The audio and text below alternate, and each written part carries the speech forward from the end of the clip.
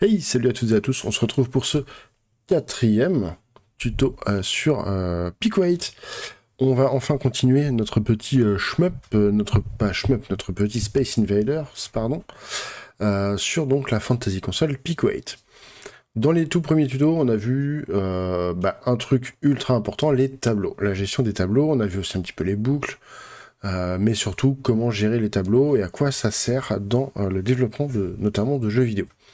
Aujourd'hui, on va faire une petite parenthèse dans notre avancée de création de jeux vidéo. On va faire un tuto assez court.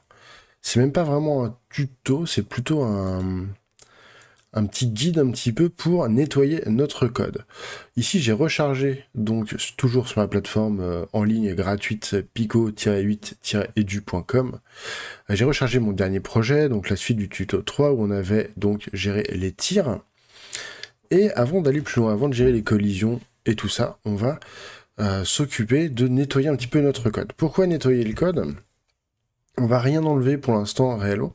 On va juste cloisonner nos différents éléments, nos différents traitements, nos différents objets, les ennemis, le joueur, les tirs, etc.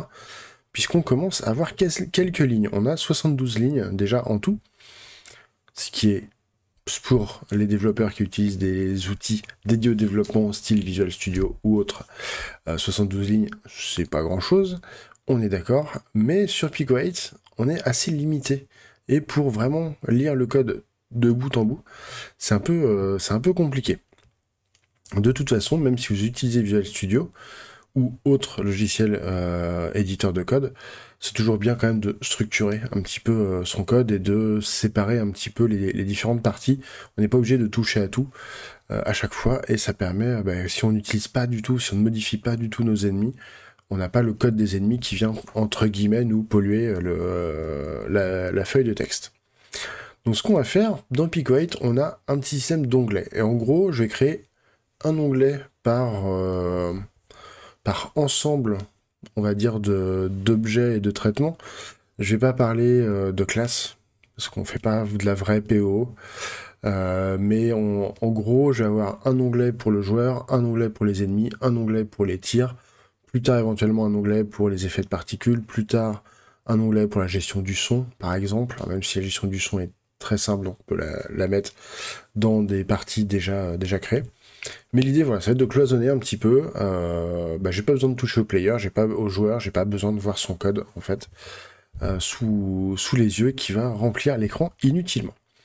Donc pour faire ça, on va créer 4 onglets. Le premier, le 0, ça va être l'onglet qui va contenir toujours nos fonctions underscore init, underscore update et underscore draw qui sont ici. Et après, vous allez voir qu'on va en fait faire du copier-coller des différentes parties de code dans nos différents onglets. Donc on va créer 4 onglets. Donc, en cliquant sur le petit plus. Alors on va en créer que 3, pardon, pour en avoir 4 en tout. Si vous en avez fait un de trop, c'est pas très grave, hein, y a pas de souci, vous l'utilisez pas, et puis c'est tout.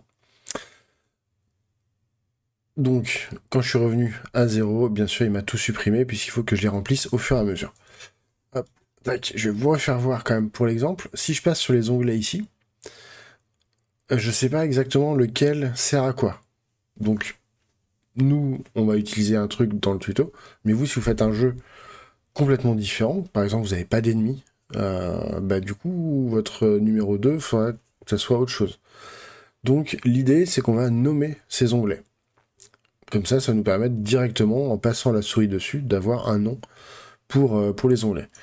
Donc pour nommer, on a Pico 8 qui nous propose un outil très simple, les commentaires. Donc vous vous souvenez, les commentaires, comme on les tape, deux fois le tiret du 6, ça passe en espèce de grille, et on peut taper un commentaire. Et la première ligne de chaque feuille dans Pico 8, de chaque onglet dans Pico 8, la première ligne, si elle est commentée, ça devient le titre de l'onglet. Donc par exemple, le dernier onglet, je suis sur le numéro 3, alors pas de majuscule, pardon. Je vais l'appeler tir. Je vais venir sur le 2, double tiret, je vais l'appeler ennemi, sans majuscule, hein, toujours. Je viens sur le 1, je vais l'appeler joueur, et je vais revenir sur le 0, je vais me mettre avant la fonction init, et je vais l'appeler main, par exemple. Ou programme principal, ou boucle principale, peu importe. Je vais appeler main. Vous savez que j'aime bien mélanger l'anglais et le français. Et maintenant, eh ben, si je passe sans cliquer sur mes différents onglets, j'ai le nom de chaque onglet qui apparaît. Ok. Petite sauvegarde dans le disque temporaire, hein, ça ne coûte rien. D'ailleurs, on peut revenir en faisant échappe et on va tout de suite sauvegarder notre projet. Hop, donc enregistrer sous. Hop, moi ça va être là. Tac. Et je vais l'appeler site 04. Je vous ai déjà expliqué plusieurs fois pourquoi j'incrémentais comme ça la fin de mon code. Voilà, c'est sauvegardé. C'est téléchargé. Tout va bien. On revient sur le code. Et là maintenant, eh ben, on va commencer à remplir nos onglets. Pour remplir les onglets, en fait, ça va être assez simple. On va recréer des fonctions init dans chaque onglet, mais à chaque fois, on va leur mettre un petit nom, pour pas qu'il y ait deux fois la même fonction init, sinon, ça va planter, Picoate va pas être d'accord. Donc, je vais dans l'onglet joueur, et je vais taper function, alors sans underscore, init, et du coup, j'avais appelé player, il me semble... Yes, function init player, donc ça va être l'initialisation de mon player. Ouvrez et fermez les parenthèses, tout de suite on va faire un end. Ensuite, on va à la ligne, et on va mettre on va créer update player. Alors vous allez voir, je vais pas tout faire les trois, on va pas remplir les trois onglets ensemble.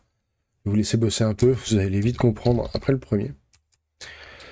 Et enfin, function draw player. Et c'est là aussi où si on voulait faire un petit peu de PO, on pourrait éventuellement, notamment avec les ennemis, c'est remettre la fonction draw ennemi dans un objet ennemi. On va pas aller là-dessus pour l'instant, on en parlera peut-être dans d'autres vidéos plus tard si ça vous intéresse. Vous le mettez dans les commentaires, n'hésitez pas, hein, vous le savez.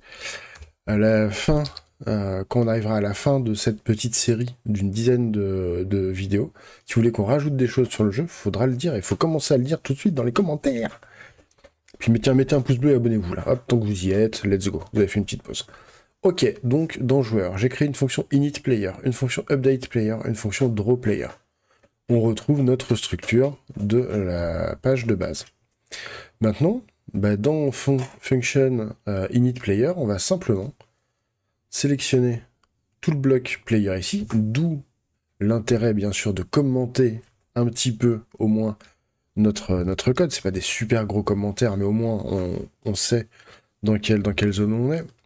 On sélectionne avec la souris, on fait CTRL X, on revient dans joueur, on vient dans init player, je mets mon curseur, je fais CTRL V,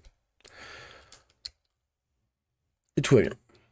Maintenant, on va virer comme ça les petits espaces. Ailleurs, on s'en fout si vous allez le faire. Vous allez faire ensuite les ennemis, etc. On va dans Update. Ici, Update, on n'a pas commenté. On aurait dû commenter. Là, en fait, on aurait dû mettre, ça aurait été plus simple de s'y retrouver.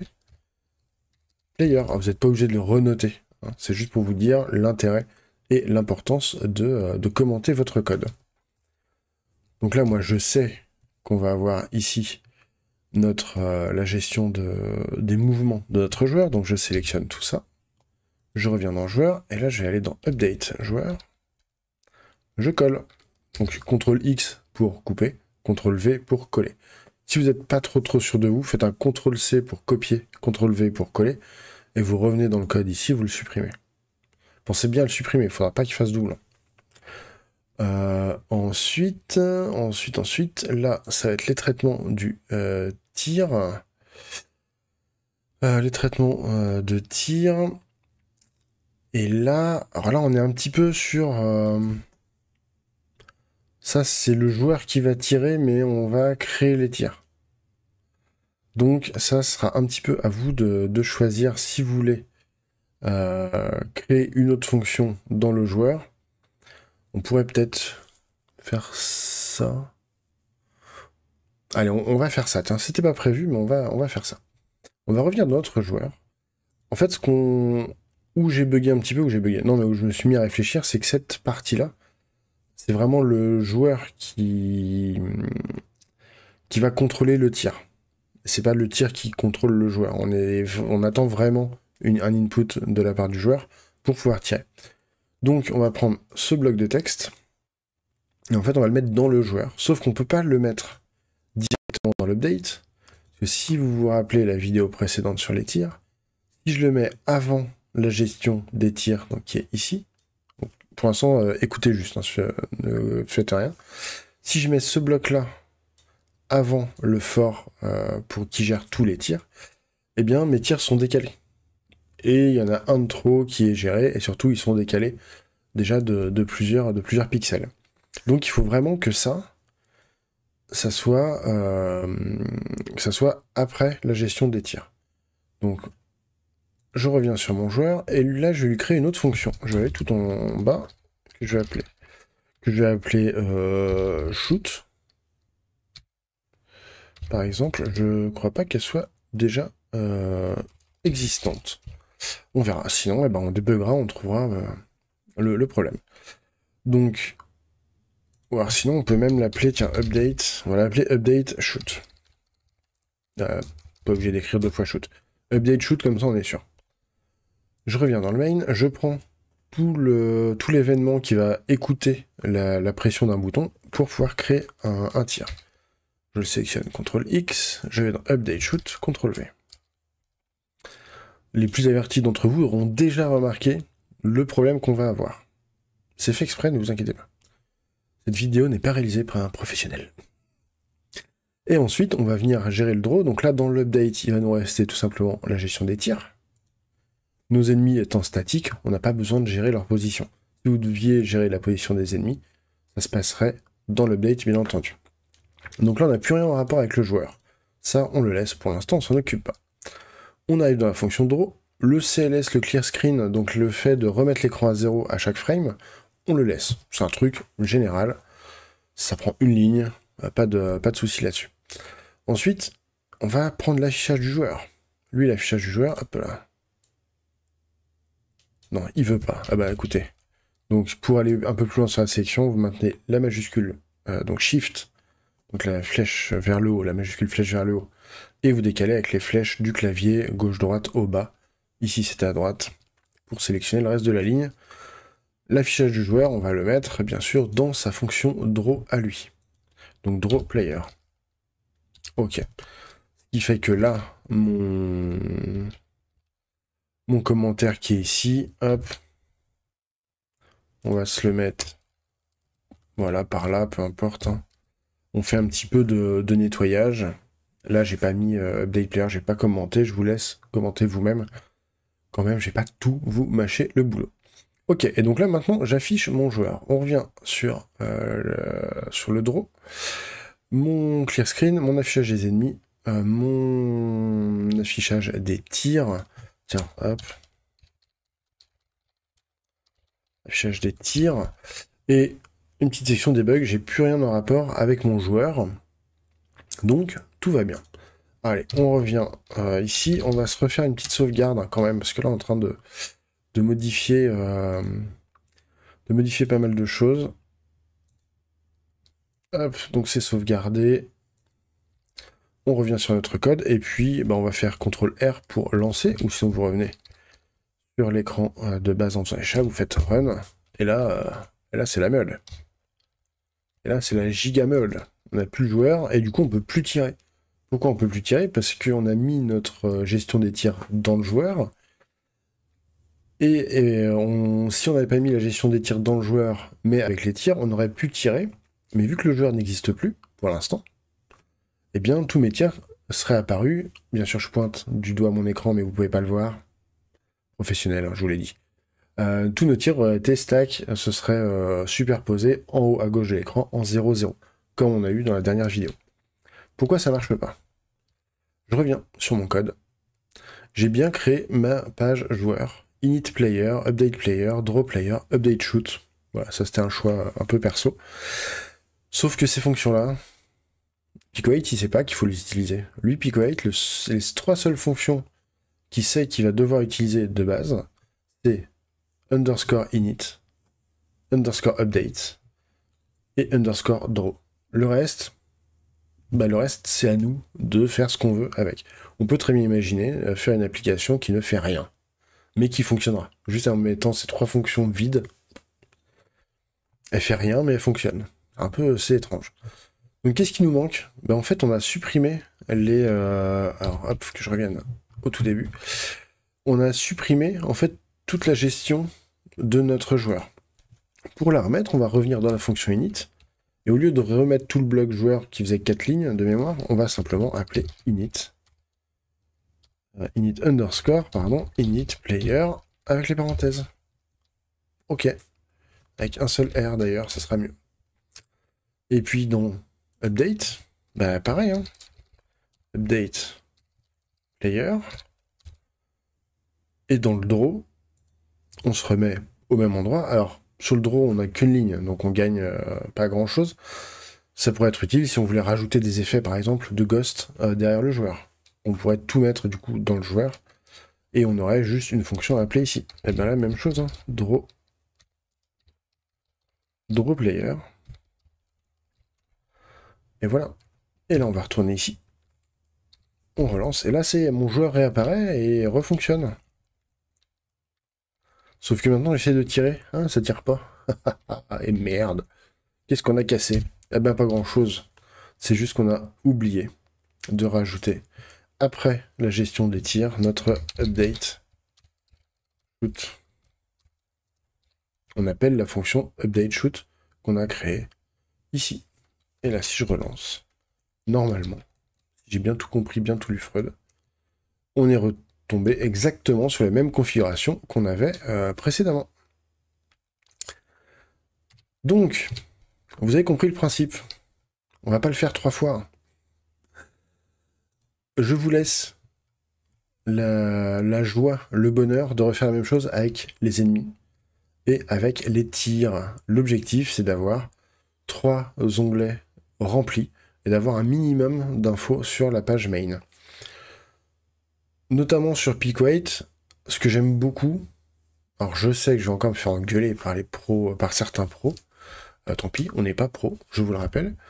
Moi perso, ce que j'aime bien, c'est que là, du coup, on nettoie notre code. Et après, sur certains trucs, si on rajoute des particules, je vais les développer directement dans le main. Et après, je les remettrai dans un autre onglet. Alors, on pourrait les faire directement dans l'onglet. D'un point de vue professionnel, c'est ce qu'il faudrait faire. Mais j'aime bien avoir cette vision-là. Et ça me permet après de déplacer, par exemple, ici, l'update shoot, c'est les particules, où est-ce qu'on va les placer par rapport à lui, etc., etc.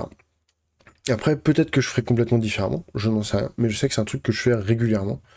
Et une fois que ce que j'ai créé fonctionne, et que j'ai globalement tout ce que j'ai envie de lui faire, ça fonctionne, je le dispatch, et je le range, dans son propre onglet ou dans son propre fichier selon à quel outil je code. Alors je sais que voilà, c'est pas ce qui est forcément conseillé, mais c'est ce que moi souvent je fais. Je trouve que ça me permet d'y voir plus clair, et comme ça je reviens moins sur les différentes fonctions que j'ai déjà créées. Même si là on va forcément revenir sur pas mal de choses dans la prochaine vidéo. Donc voilà, je vous laisse gérer et remplir vos onglets ennemis et tir. Petit point sur les petits pièges. Ennemis, on n'a pas que la définition des ennemis qui est là, on a aussi leur création à mettre. N'oubliez pas ça. Hyper important, création des ennemis, ne l'oubliez pas. Et ensuite, pour les tirs, pour les shoots, ça va, c'est comme le joueur. Dans la fonction update ennemi, pour l'instant, on n'a rien. Créez-la quand même. Ok, là, vous n'aurez pas besoin de mettre d'update ennemi. Alors, ouais, aussi, mettez-la. Rajoutez update ennemi aussi. Même si elle fait rien, même si elle est vide. Et donc, ce bloc, n'oubliez pas que c'est shoot, c'est pas les ennemis. Les ennemis, pour l'instant, dans l'update, on ne fait rien. Mais rajoutez update ennemi quand même. Vous serez sûr de ne pas l'oublier après. Vous allez parfois passer du temps à ne pas comprendre pourquoi votre programme ne marche pas, alors que vous avez simplement oublié d'appeler la fonction dans la boucle principale. Voilà. C'est expérience personnelle qui parle. Voilà, puis après dans les draws, affichage des ennemis, affichage des tirs, bon ça va. Le debug, on le laisse là pour l'instant. Sauf si vous voulez vous créer pareil une petite feuille avec une petite fonction, une petite feuille debug, un petit onglet debug. Vous pouvez. Pour l'instant, je n'en vois pas l'intérêt. On changera peut-être d'avis d'ici quelques vidéos, mais pour l'instant, il n'y en a pas d'intérêt. Voilà, du coup, je vous laisse avec les petits devoirs. Dans le prochain tuto, vous inquiétez pas, on va reprendre le développement de notre jeu. Et puis ben voilà, à vous de jouer, bon courage, le prochain tuto arrive bientôt, on va pas se laisser pendant 3 semaines là-dessus, ne vous inquiétez pas. Comme toujours, si ça vous a plu, le pouce vers le haut, n'hésitez pas à poser des questions dans les commentaires, à proposer des idées d'évolution du jeu. Alors pour l'instant, on est vraiment au tout début, vous n'avez pas encore tout vu. Mais voilà, de proposer des choses que vous aimeriez voir, même si c'est des choses que j'ai déjà prévues, c'est pas grave, proposez-les quand même, puis je vous dirai, ça arrive bientôt, etc. etc. Voilà, c'est tout pour moi, à la prochaine, salut!